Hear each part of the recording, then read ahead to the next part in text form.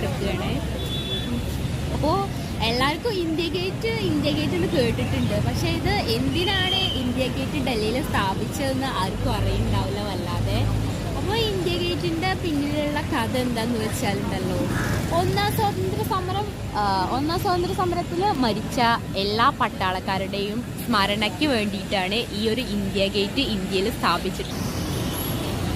അപ്പോൾ നമ്മളെ ഗേറ്റിന്റെ പ്രാധാന്യം എന്താന്ന് വെച്ചിട്ടുണ്ടെങ്കിൽ, നമ്മുടെ ഒന്നാം ലോക മഹായുദ്ധത്തിൽ ഇന്ത്യയിൽ നിന്ന് ഒരുപാട് സൈനികർ യുദ്ധത്തിന് ബ്രിട്ടീഷുകാർക്ക് വേണ്ടി യുദ്ധത്തിന് പോവേണ്ടി വന്നു. അതിൽ ഒരുപാട് സൈനികർ മരിച്ചു. അവരുടെ ഒരു സ്മരണാർത്ഥമാണ് ഈ ഒരു ഇന്ത്യ ഗേറ്റ് പണിതിട്ടുള്ളത്.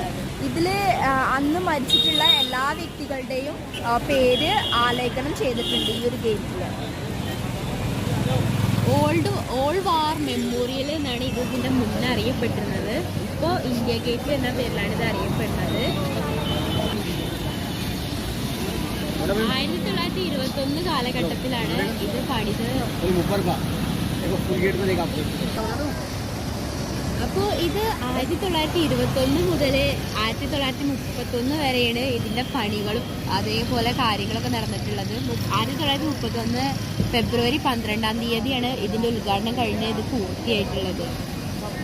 സർ എഡ്വിൻ ലുട്ടീൻസ് പറഞ്ഞിട്ടുള്ള ഒരു ബ്രിട്ടീഷ് ആർക്കിടെക്ചറാണ് ഇതിൻ്റെ രൂപകൽപ്പന നടത്തിയിട്ടുള്ള വ്യക്തി എന്ന് പറയുന്നത്.